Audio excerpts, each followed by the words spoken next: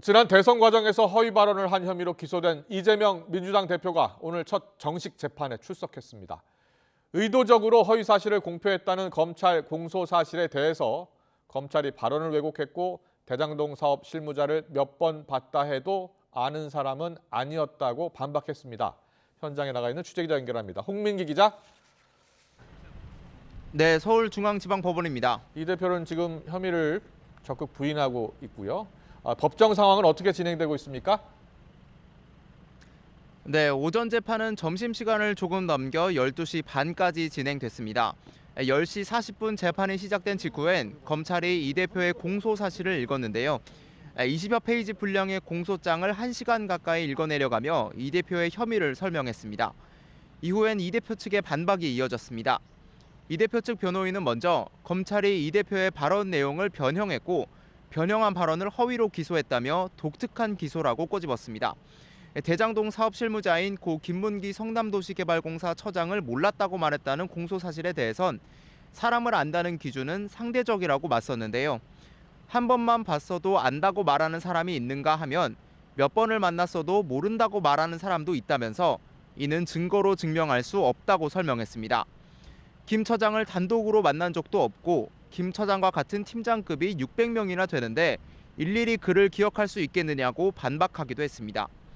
약 35분 동안 변호인의 반박이 이어지는 동안 이 대표는 피고인석에 가만히 앉아 눈을 감거나 넥타이를 만지는 모습이었는데요. 직접 얘기할 것이 없느냐는 재판부 질문엔 네라고 짧게 답하기도 했습니다.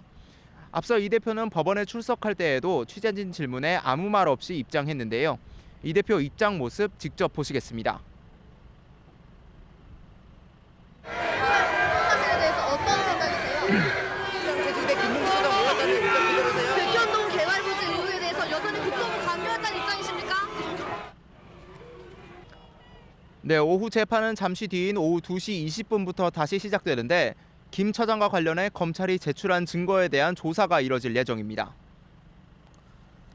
네, 그럼 이재명 대표에게 적용된 혐의를 다시 한번 정리해 주시죠. 네, 이 대표는 민주당 대선 후보였던 지난 2021년 12월 방송 인터뷰 등에서 대장동 사업 실무자인 고 김문기 성남도시개발공사 처장을 시장 재직 때는 알지 못했다고 말한 혐의를 받습니다. 또 같은 해 10월 경기도 국정감사에서 백현동 한국식품연구원 부지 용도를 변경해 민간업자들에게 특혜를 준 거 아니냐는 질문에 국토교통부가 요청한 것이라고 허위 답변한 혐의도 적용됐습니다. 검찰은 대선을 앞둔 시점에서 대장동과 백현동 특혜 의혹이 점점 커지자 이 대표가 의혹에서 벗어나려 의도적으로 허위 사실을 공표했다고 보고 있습니다. 앞서 말씀드린 대로 이 대표 측은 혐의를 모두 부인하고 있지만 검찰은 공소 사실을 한자 한자 모두 입증할 수 있다고 자신하고 있습니다.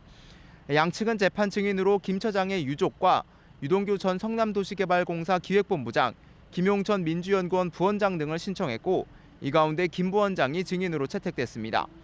핵심 증인들이 모두 이 대표의 대장동, 백현동 개발 특혜 의혹과 관련이 있는 만큼 재판에서 그동안 드러나지 않은 진술과 증거가 나올지도 주목됩니다. 지금까지 서울중앙지방법원에서 전해드렸습니다.